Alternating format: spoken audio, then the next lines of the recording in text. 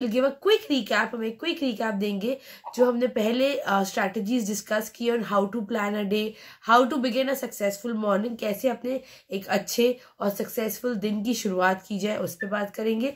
और next part में हम आपके साथ बात करेंगे जो मैंने आपको बोला था कि साढ़े 10 दिन में हम आपको एक ऐसा क्रिटिकल पार्ट बताएंगे, कि क्रिटिकल चीज बताएंगे, क्रिटिकल स्ट्रैटेजी बताएंगे जो आपको तैयारी करने में बहुत मददगार हासिल होगी।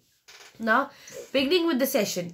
Now, see, as there are some people, कुछ लोग हैं आप में से जो हमारे साथ 2 दिन से जुड़े हुए हैं, तो उनको पता है कि जो एक पहला पार्ट है वो हमारा वो रहता है how to plan a successful morning. एक सक्सेसफुल मॉर्निंग की कैसे प्लानिंग की जाए, तो उसके लिए सबसे जरूरी ये होता है, एक सक्सेसफुल मॉर्निंग के लिए सबसे जरूरी ये होता है कि आप सबसे पहले अपनी a night before you go, जो आपका दिन है उससे पहले वाली जो रात को आप सोने जा रहे हैं उसमें कुछ प्रण लीजिए, उसमें कुछ काम ऐसे कीजिए जो आपकी नेक्स्ट डे की मॉर्निंग को सक्सेसफुल बनाए।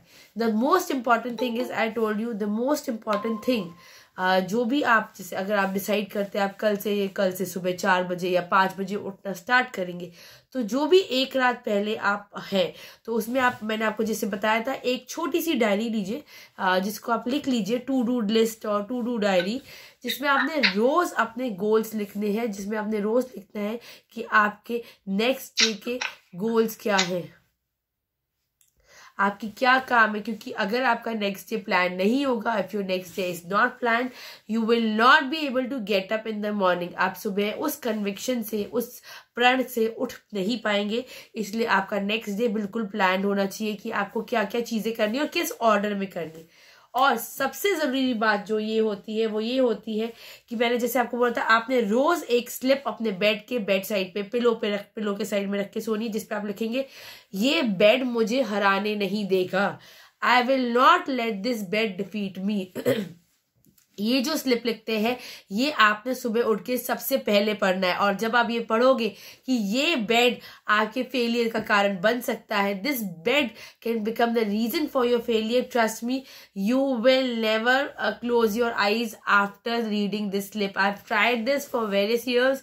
आप कभी वापस सोने नहीं जाएंगे अगर आप एक ये स्लिप रोज अपने बेड साइड पे लिखते हो, जिसपे लिखा रहेगा I will not let this bed defeat me, मैं इस बेड को मुझे हराने नहीं दूंगा, या मैं इस बेड को मुझे हराने नहीं दूंगी। So this is how you have to plan your next day. Now planning includes a lot of things. So एक और चीज आपको करनी है ताकि आपकी जो दिन की शुरुआत हो वो बहुत सक्सेसफुल हो। देखिए, एक कोई चीज मुझे नहीं पता आप लोग में से कितने लोगों ने मूवी देखी है या बुक पढ़ी है, द सीक्रेट। उसमें है कि जो चीज आपकी नजरों के सामने है या जो चीज आप अपने सबकॉन्शियस में डालते हो वो चीज पूरी कायनात जुड़ जाती है आपको दिलाने के लिए। The universe conspires to give you that thing, जो आपकी सबकॉन्शियस में चीज बस जाती है। तो अगर आपके जीवन का लक्ष्य है, अगर आपका मेन एम है IAS officer, IPS officer, IFS officer बनना, तो पहले उसको अपने सबकॉन्शियस के लेवल पे लेके जाना बहुत जरूरी है ना। How do we take it to our subconscious level? First thing is it should be right in front of eyes, हमारी आंखों के बिल्कुल सामने होना चाहिए। तो बड़े बड़े अक्षरों में जो भी रूम में आप पढ़ाई करते हो, जो भी आपका स्टडी रूम है वहां पे, और जहां भी आप सोते हो, जहां भी which is your resting room, वहां बड़े बड़े अक्षरों में लिखो I am, not I will, I am the IAS officer of India, या I am the IPS officer of India, या I am the IFS officer of India. ये बड़े बड़े अक्षरों में लिखो। जब ये चीज आपके आंखों के सामने 24 घंटे रहेगी तो आप इस चीज को इतने बेहतर तरीके से इंटरनलाइज कर पाओगे, इतने बेहतर तरीके से अपनी लाइफ में अडेप्ट कर पाओगे कि आपको आज से ही ये लगने लग जाएगा कि आप इस देश के, इस भारतवर्ष के आईएएस, आईपीएस या फिर आईएफएस ऑफिसर बन चुके हो। ये चीज आपकी 24 घंटे आपकी आंखों के सामने होनी चाहिए। जब आप तैयारी भी कर रहे हो तो इस शिद्दत से करो कि आप पढ़ाई नहीं कर रहे हो, आप इस देश को में कंट्रीब्यूट करने के लिए ये पढ़ाई कर रहे हो कि कैसे इस भारतवर्ष को आगे लेके जाना है, कैसे इसके पॉलिसी मेकिंग में कंट्रीब्यूट करना है। इस माइंडसेट से अगर आप पढ़ोगे, ट्रस्ट मी, एक तो आपके एग्जाम्स बहुत अच्छे जाएंगे, क्योंकि जो ये एग्जाम है वो प्रैक्टिकल अप्रोच मांगता है, वो थ्योरेटिकल अप्रोच नहीं मांगता है। तो अगर आप इस अप्रोच से पढ़ोगे आपकी पढ़ाई बहुत अच्छी होगी and it will actually get into your subconscious इस हद तक कि आप कुछ भी करोगे पर आप इस एग्जाम को इस अटेम्प्ट में जरूर क्लियर करने की ट्राई करोगे। Now, this is the first thing that you have to do in the night before. एक रात पहले आपको ये सारे काम करने। Now see you up in the morning, आप सुबह उठ चुके हैं। अब आपने क्या ऐसी चीजें करनी है कि आप पूरे दिन मोटिवेटेड रहो, पूरे दिन एनर्जेटिक रहो पढ़ाई के लिए, और कहीं भी अपना मोटिवेशन फॉल नहीं करो। सबसे जरूरी चीज है जो मैंने बताया, जो दिन का पहला काम होता है वो सबसे जरूरी होता है। आप इस दिन की शुरुआत कैसे कर रहे हो, how you are beginning with this day, this is the most important thing. Now how do we begin with this day? आप जाइए, आपके घर में कोई ना कोई छोटा बड़ा कोई ना कोई मिरर जरूर होगा, कोई ना कोई आईना जरूर होगा, उसके सामने खड़े हो जाइए। छोटा सा भी आईना है, आपका फेस दिखना चाहिए। ऑल वी रिक्वायर कि आप अपना फेस दिख पाओ। आप खुद को बोलिए आई am the IAS officer of this country. मैं इस देश का IAS ऑफिसर हूँ और मैं एक पॉलिसी मेकिंग में एक बहुत महत्वपूर्ण रोल निभा रहा हूँ। निभाऊंगा नहीं, निभा रहा हूँ। आपने बोलना है मैं ये कर रहा हूँ, करूंगा नहीं। विल कहीं नहीं लगाना, अगर विल लगाया तो पूरी जिंदगी विल ही लगता रह जाएगा। आपने बोलना है आप कर रहे हो। आई am the IAS officer of this country, or I am the IPS officer of this country, and I play a very important role in the policy making of the country. मैं policy making में बहुत महत्वपूर्ण role निभा रहा हूँ। ये आपने रोज सुबह बोलना है। जैसे ही उठते हो, ब्रश करने से पहले, ब्रश और मुंह धोने से पहले आपने ये चीज खुद को आईने में देख के बोलनी है। जब आप ये चीज रोज खुद को बोलोगे, ट्रस्ट मी, ये जो 2 सेंटेंस है, इसको बोलने के बाद आपको कभी बेड पे वापस जाने का मन ही नहीं करेगा, क्योंकि आपको पता है इस देश का पॉलिसी मेकिंग का एक हिस्सा ऐसा है जो आपने भी रोल निभाना है। तो आप कैसे बेड पे जा सकते हो सोने के लिए। Now this is for getting into your subconscious, आपके सबकॉन्शियस में बात डालने के लिए कि आप IAS या IPS ऑफिसर बन चुके हो। बट उससे जरूरी बात है, आपने एक और चीज बोलनी है जो हर रोज बोलनी है। ये बोलनी है I am physically and mentally strong and super fit. जब तक आप फिजिकली और मेंटली स्ट्रांग नहीं होगे, आप कैसे भी कोई सही निर्णय या सही डिसीजन कैसे आप ले पाएंगे।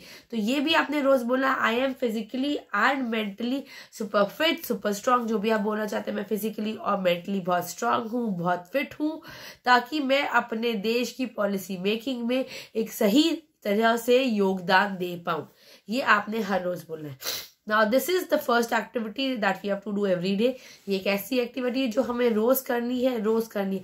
अगर आपके जीवन में कोई और भी गोल है, कोई और एम है, उसके लिए भी आप ये कर सकते हैं। ऐसी कुछ लाइन बनाइए जैसे आपने उस गोल को हासिल कर लिया है, ये इमेजिन कीजिए, और रोज ऊपर वाले को धन्यवाद कीजिए कि आप ऊपर वाले ने आपको उस गोल तक पहुंचा दिया।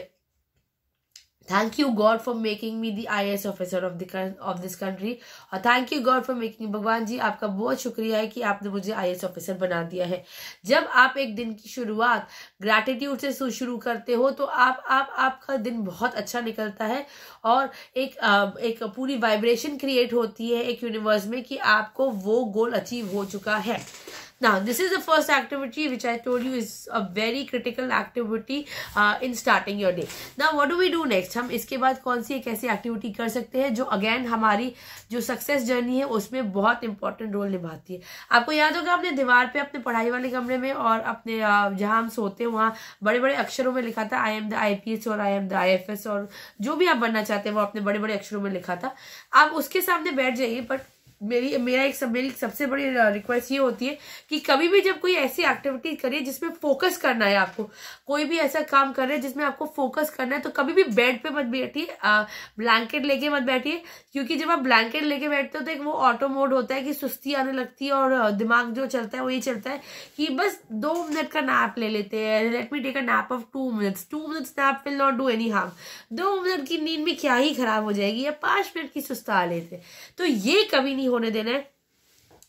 जो ये 2 मिनट और ये 5 मिनट की जो सुस्ती है ना, ये बहुत लोगों के फेलियर का कारण है, जो शायद सफल हो सकते थे पर वो इसीलिए सफल नहीं हो पाए क्योंकि वो 2 मिनट और 5 मिनट की सुस्ती उनके सक्सेसफुल जर्नी के आड़े आ गई। तो जब भी आप ये करते हैं, जब ये फोकस एक्टिविटी जो मैं आपको बताने जा रही हूँ जो आपने करनी है, तो आपने या तो फ्लोर पे बैठना है या फिर चेयर पे बैठना है, but you have to sit upright, you have to sit straight and do this activity. कोई भी आलस वाले मोड में नहीं बोलना, क्योंकि जितना जितना आप अच्छे से ये करोगे उतना अच्छे से सबकॉन्शियस में ये बात जाएगी और उतने ही ज्यादा चांसेस हैं कि आप सफलता हासिल कर लोगे। तो क्या करना है, आपने जहां भी आपने लिखा है उसके बिल्कुल सामने बैठ जाइए, 90 डिग्री पे बैठ जाइए और आपने उस पर आंखें खोल के फोकस करना है, आंखें खोल के फोकस करना है, आंखें बंद करके नहीं, आंखें खोल के फोकस करना है। जहां भी ये स्टेटमेंट लिखा है इस हद तक फोकस करना है कि ये चीज आपके सबकॉन्शियस, आपके दिमाग, आपके अंदर इंटरनलाइज हो जाए कि आप IAS IPS या फिर IFS या IRS जो भी बनना चाहते हो वो बन चुके हो। आंखें खोल के, क्योंकि जैसे मैंने आपको कल बोला था IAS ऑफिसर का बनने का सपना आंखें बंद करके नहीं, आंखें खोल के लिया जाता है। तो इसलिए आंखें खोल के फोकस करना है, आंखें बंद करके बिल्कुल फोकस नहीं करना है। जहां आपने आंखें बंद की तो वहीं आपके जो सपनों का चैप्टर है वो भी बंद हो जाएगा। तो इसलिए कभी आंखें बंद करके नहीं फोकस करना है। We are not doing meditation. जैसे कि मैंने ये जब 5am क्लब की शुरुआत की थी तब भी सबको बताया था, मैं इधर आपको कोई मेडिटेशन टेक्निक्स नहीं बता रही। I am not telling you any meditation techniques, I am only telling you how to reach your goal faster quicker. तो ये जो टेक्निक्स है सारी उसी डायरेक्शन में है। Now I have told you 2 things, one is mirror activity, मैंने आपको 2 चीजें बताई, एक है मिरर एक्टिविटी, एक है आपको focus activity. These are 2 very important things जो आपकी सक्सेस जर्नी को डिसाइड करेंगे। The third again is a very important thing, तीसरी चीज है वो बहुत इंपॉर्टेंट है। देखिए आपके पास एक स्ट्रैटेजी जर्नल होना चाहिए जो आप हर रोज लिखेंगे, पर उसके शुरू के कुछ पेजेस होंगे जो सबसे महत्वपूर्ण होंगे। कुछ लोग जो हमारे साथ कल भी थे तो वो जानते हैं स्ट्रैटेजी जर्नल क्या चीज होती है। जो लोग नहीं थे उनके लिए मैं एक बार दोहरा रही हूँ, जो लोग कल हमारे साथ नहीं थे उनके लिए मैं फिर से दोहरा देती हूँ स्ट्रैटेजी जर्नल क्या होता है। कुछ लोग हैं, कुछ हमारे दोस्त हैं जो लेट ज्वाइन कर रहे हैं, तो उनसे मैं ये रिक्वेस्ट करूंगी कि ये वीडियो बिफोर 7:30 रोज यूट्यूब पे भी चढ़ जाता है। तो आप अगर कोई चीज ऐसी है जो आप मिस कर चुके हो तो एक बार आप उधर से जाके भी देख सकते हैं। बट डेफिनेटली जितने लोग इस सेशन में लाइव आते हैं उनको ज्यादा बेनिफिट होता है, क्योंकि वो हमारे साथ बातचीत कर पाते हैं, एक इंटरेक्शन कर पाते हैं और मेरे साथ कनेक्टेड रहते हैं वो लोग। चलिए now getting back to the thing, strategy journal क्या चीज है। आपने जब भी डिसाइड करना है कि आपने स्ट्रैटेजी जर्नल लिखना है तो उसका सबसे पहले आएगा, उसमें सबसे पहले आएगा आपका लॉन्ग टर्म गोल। देखिए जैसे आपका लॉन्ग टर्म गोल है कि आप एग्जाम इसी अटेम्प्ट में क्लियर करना चाहते हो, तो आप इसमें आप लिख लिए I will clear the exam in this attempt, I will clear UPSC 21-22 and then I will get a good rank and I want to be the IAS और IPS ऑफिसर। ये सारा कुछ आप लिखिए, इसमें अच्छे से लिखिए कि आप ये एग्जाम क्लियर करना चाहते हो इस अटेम्प्ट में। उसके बाद क्या होगा, ये जो आपका गोल होगा, ये जो आपकी पूरी चीज होगी, इसको आप मंथली टारगेट्स डिवाइस करो। जैसे मैंने बोला था अगर आपके अटेम्प्ट में साल या 1.5 साल भी है तो कोशिश करके हर मंथ का टारगेट बनाइए कि मैंने फर्स्ट मंथ में क्या करना है, सेकंड में क्या करना है, थर्ड में क्या करना है, फोर्थ। कुछ लोग होते हैं जिनको प्रॉब्लम आती है पूरे 1.5 साल का टारगेट एक बार बनाने में, तो मैं आपको बोलूंगी एटलीस्ट जो भी जितनी भी टाइम आपकी तैयारी में बचा है, अगर 1.5 साल बचा है तो 8 से 10 महीने का, अगर 2 साल बचा है तो 1 साल का, एटलीस्ट उतना टारगेट अपना एक बार में बताइए। क्योंकि जब तक आपका विजन क्लियर नहीं होगा आप तैयारी अच्छे से नहीं कर पाओगे। आपको पता होना चाहिए आप फर्स्ट रिवीजन कितने डेज में कर सकते हो, सेकंड रिवीजन कितने डेज में कर सकते हो, थर्ड रिवीजन कितने डेज में कर सकते हो। ये सारी चीजें आपको बिल्कुल क्लियर होनी चाहिए ना। जब आपने एक बार अपना मंथली टारगेट्स बना लिए, इसके बाद सबसे जरूरी चीज आती है आपकी वीकली टारगेट्स। लेट्स से आपका मंथ 1 है तो आप वीक वाइज लिखिए कि आपने वीक 1 में क्या करना है, वीक 2 में क्या करना है, वीक 3 में क्या करना है, वीक 4 में। हर महीने की शुरुआत में आपने उसके 4 या 5 जितने भी वीक्स हैं उसका पूरा डिवीजन लिखना है कि आपने क्या क्या करना है। ये जो होगा ये आपके स्ट्रैटेजी जर्नल के फर्स्ट पेज पे आएगा ना। What will you do every day, आपने हर रोज जब सुबह उठना है तो आपने स्ट्रैटेजी जर्नल लिखना है, पर हर रोज इतना सारा नहीं लिखना क्योंकि इतना हमारे पास टाइम नहीं होता है कि हम इतना सारा कुछ लिखें। हर रोज आपने ऊपर पहले लिखना है लॉन्ग टर्म गोल और उसके बाद डेली टारगेट की आपका टारगेट क्या है आज का। और सबसे इंपॉर्टेंट चीज प्रीवियस डे टारगेट, अगर आपका पिछले दिन का कुछ टारगेट था तो उसके सामने बड़े बड़े अक्षरों में लिखिए अचीव्ड और फेल्ड। जब आप देखोगे कि आपने पिछले दिन का टारगेट 4 बार 5 बार 6 बार या एक हफ्ते तक लगातार आप फेल कर रहे हो उसमें, तो आपको खुद वो एनर्जी मिलेगी कि अब मैं अगर रोज फेल हो रहा हूं तो आज मुझे खुद को फेल नहीं होने देना है, आज मैं फेल नहीं होंगी, कैसे भी मैं अपने आप को फेल नहीं होने दूंगी। ये चीज जरूरी है, क्योंकि जब आप देखते हो कि आपको एक तरफ IAS IPS या IRS ऑफिसर बनना है और दूसरी तरफ आप एक हफ्ते से रोज फेल हो रहे हो, ये फेल लिखना बहुत जरूरी है। तो वो फेल आप कैसे भी कोशिश करोगे कि अपनी जिंदगी से वो फेल शब्द हटाओ, तो इसलिए ये लिखना बहुत जरूरी है। हमने 3 बहुत जरूरी बातें डिस्कस की, एक मिरर एक्टिविटी, एक फोकस एक्टिविटी और एक स्ट्रैटेजी जर्नल, जो हम रोज दिन की शुरुआत में करते हैं। और मैं एक्सपेक्ट करती हूँ कि जो लोग मेरे साथ रोज जुड़े हुए हैं वो रोज ये एक्टिविटी कर रहे हैं अपनी सक्सेस अचीव करने के लिए। जैसे कि मैंने बोला आप लोग से, अगर आपके जीवन में कोई और लक्ष्य भी है, कोई और गोल भी है, तो भी आप ये एक्टिविटी कर सकते हैं ताकि आप अपने गोल को जल्दी हासिल कर लें। Now coming to a very important point, जो लोग रोज मेरे साथ जुड़ रहे हैं वो इसलिए भी जुड़ रहे हैं क्योंकि दिन के सेकंड पार्ट में, जो हमारा मॉर्निंग सेशन है उनके सेकंड पार्ट में हम एक ऐसी चीज डिस्कस करते हैं जो आपको तैयारी में बेहद फायदेमंद हासिल होगी। Now coming to that part,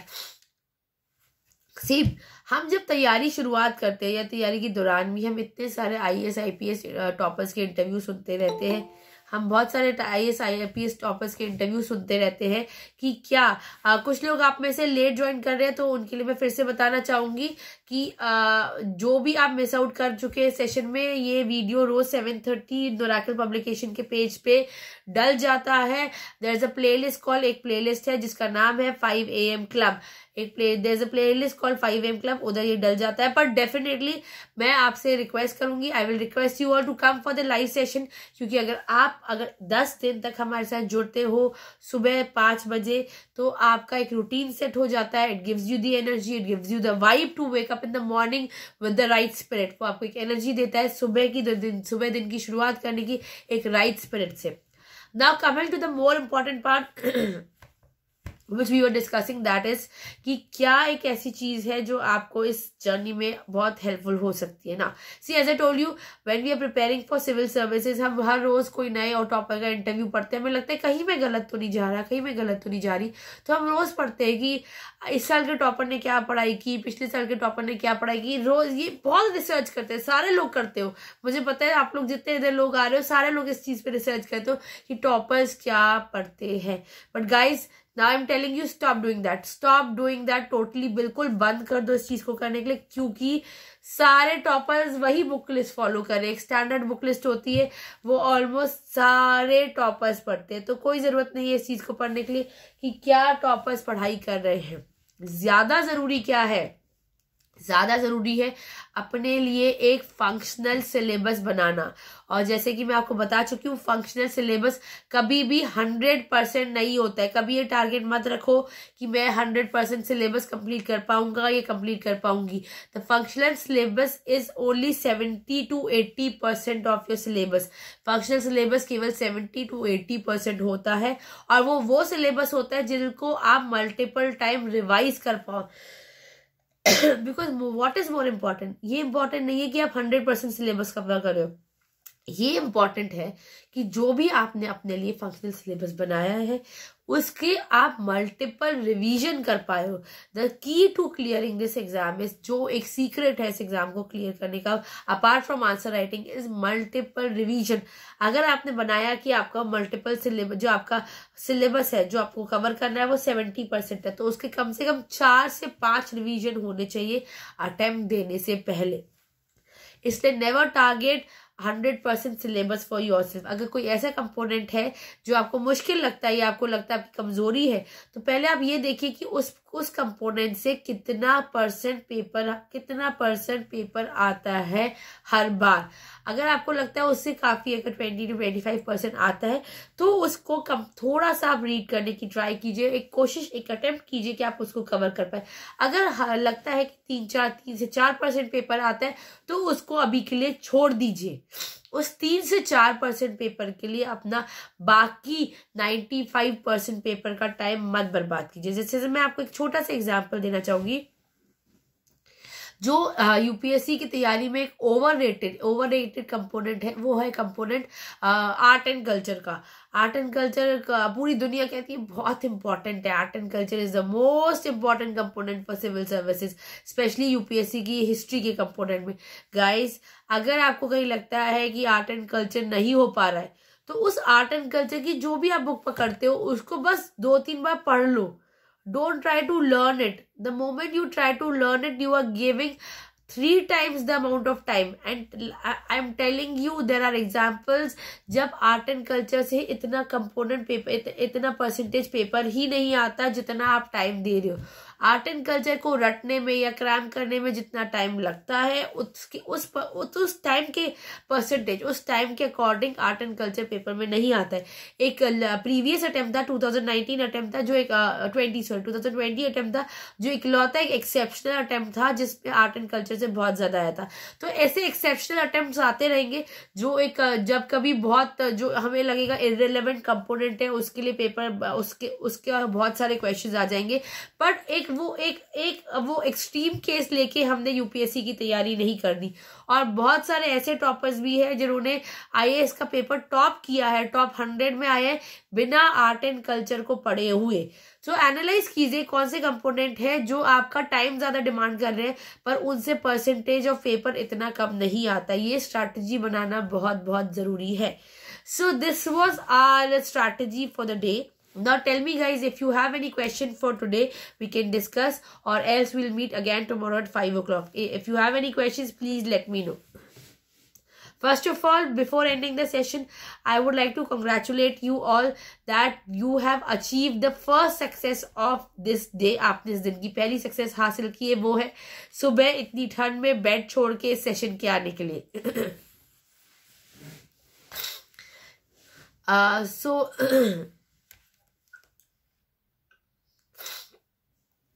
it was, पहले मैं आप सभी को जय हिंद कहना चाहूंगा, स्पेशल मैडम आपको जी, तो आपने इनिशिएटिव दिया, मैंने इसको देखा, मुझे अच्छा लगा, मैं खुद इसके लिए प्रिपरेशन कर रहा हूँ। जी जी जी। और आपने बताई, मैंने नोट किया, कोशिश करता हूँ इन चीजों को मैं वैसे डेली पालन करने की। फिर भी मैंने देखा अच्छी चीजें हैं, इसको अगर मैं इन्वॉल्व करूँ अपने जीवन के किसी भी टारगेट को मैं हासिल कर सकता हूँ, नो डाउट। बिल्कुल बिल्कुल बिल्कुल। अभी तो आज मेरा पहला दिन था।